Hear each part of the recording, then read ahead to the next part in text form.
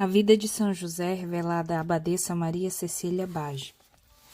A força e a firmeza de José frente às várias provações. José usufruía de muitas graças e favores especiais, entre os quais estava a doçura do seu amor por ele. Todavia, o Senhor teve por bem permitir que certas pessoas passassem a incomodá-lo, por obra e arte do inimigo.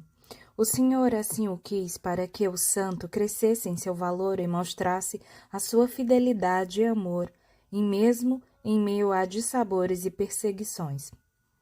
O inimigo odiava José porque não tolerava tanta clareza de espírito e tantas virtudes que lhe eram características.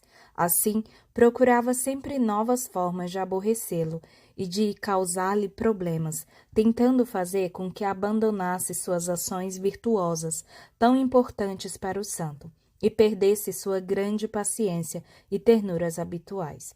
Entretanto, de forma geral, o Senhor mantinha-o afastado de José, impedindo que ele o inquietasse e molestasse. Às vezes, todavia, Deus tinha por bem permitir que tal acontecesse, para dar ao santo a ocasião de avolumar seus méritos e virtudes, e também para derrotar e confundir o seu inimigo. Liberado esse para suas artes e façanhas, acabou por incitar alguns vizinhos, colocando em suas mentes grande aversão pelo santo, a ponto de não poderem mesmo até vê-lo sem se irritarem. Quando ele deixava sua oficina para ir ao templo ou para executar qualquer tarefa necessária ao seu trabalho, essas pessoas o molestavam e perturbavam, e vendo que ele não lhes dava atenção, enfureciam-se ainda mais e o injuriavam, com palavras más, até mesmo sem qualquer motivo, chamando-o também de preguiçoso, orgulhoso pelo fato de que ninguém desejava privar com ele. E também que sobre aquele seu manto de virtude escondia-se um mau caráter, um fingido. Entretanto, ele jamais respondeu a essas ofensas. Abaixava sua cabeça, acelerava os passos e ia rezar no templo, até mesmo por aqueles que o maltratavam. Aconteceu que algo fora roubado de uma dessas pessoas, e a culpa foi parar nos ombros de José. Elas então, muito enfurecidas, o procuraram em sua oficina e lá realizaram atos de vandalismo, colocando as coisas todas fora de seus lugares. Diziam a ele para que tratasse de devolver aquilo que havia furtado. O injuriavam muito e o ameaçavam até mesmo com castigos corporais e denunciá-lo formalmente como ladrão. Ele permanecia sereno e nem mesmo tentava justificar-se. Somente uma vez lhe disse estarem enganados, mas elas continuaram a taxá-lo de ladrão e continuaram com suas ofensas. José, então, retrucou que Deus se encarregaria da defesa de sua casa. As pessoas, então, observando sua grande firmeza de atitudes, foram embora, ameaçando de acusá-lo oficialmente caso ele não restituísse as roupas e objetos roubados, e elas se mostravam muito seguras de sua culpabilidade. Essas ocasiões afligiram muito José e também o preocuparam pelo que representavam em termos de ofensas a Deus. Foi para o templo e suplicou ao Senhor que tomasse sua defesa em situação tão séria. E ele não tardou em fazer com que fosse localizado o verdadeiro autor dos furtos. Seus acusadores, então, se viram muito envergonhados e admirados pela paciência mostrada pelo jovem naquelas circunstâncias. Em algumas delas, a aversão por ele acabou por transformar-se em afeto. O demônio foi assim mais uma vez derrotado, e José adquiriu maior valor perante a Deus e mais elevada estima por parte dos homens. Mas a derrota não bastou para que seu inimigo desistisse de suas más intenções. E ele então passou a estimular alguns jovens marginais para que, ao verem o santo indo para o templo, lhe mostrasse desagrado por essa atitude, pois ela representava uma forma de repressão a deles. Eles decidiram ir à oficina do santo e o fizeram para zombar dele, injuriá-lo com grande atrevimento. José trabalhava completamente absorvido, contemplando as perfeições das obras divinas, como era seu hábito ao trabalhar. Os indivíduos lhe fizeram algumas perguntas irrelevantes, e quais ele simplesmente não deu respostas. E eles continuaram de forma impertinente ao que o santo lhe pediu para que o deixassem em paz. Se estavam à procura de alguém para aquele tipo de conversa, que procurassem alguma outra pessoa, pois ele estava muito ocupado para isso. Eles fizeram então troças e o ofenderam com impropérios, que continuaram sem respostas, pois José continuava a trabalhar. Um dos indivíduos mais atrevidos passou a dar-lhe empurrões. E o santo então lhe disse: Que Deus o perdoe, irmão.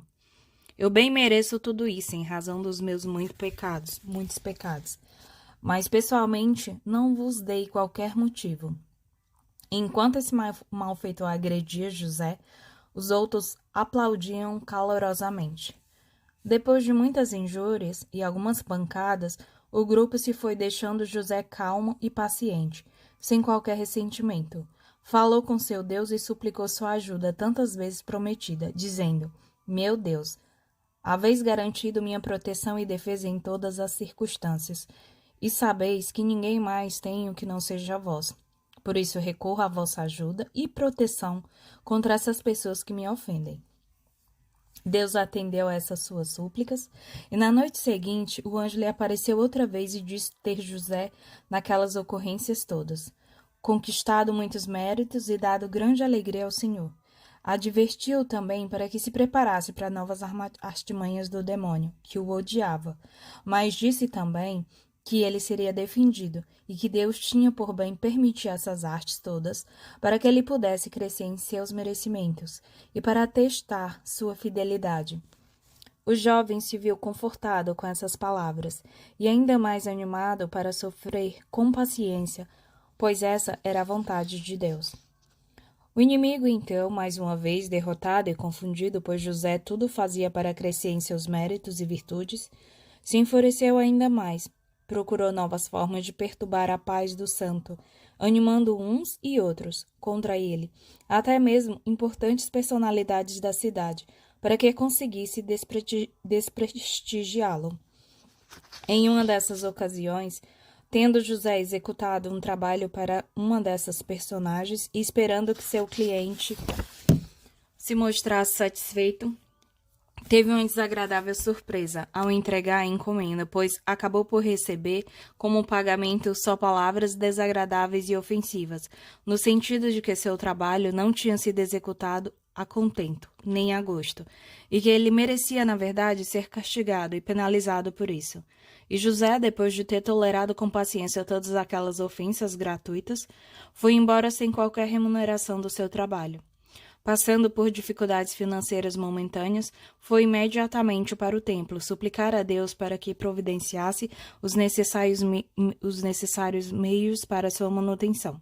Como sempre, ele atendeu aos seus pedidos e inspirou aquela pessoa para que pagasse e reconhecesse o mal que havia feito ao santo. Ela foi à sua procura, pagou o que lhe devia e ainda lhe pediu sentidas desculpas pelo ocorrido. José recebeu este pagamento como uma verdadeira esmola que lhe faziam, agradecendo a Deus em primeiro lugar e depois a própria pessoa envolvida. Isso tudo fez com que o santo tivesse crescido ainda mais em seus méritos, além de obter aquela remuneração que necessitava para sua sobrevivência. O cliente, por sua vez, muito se admirou por toda aquela virtude mostrada por ele.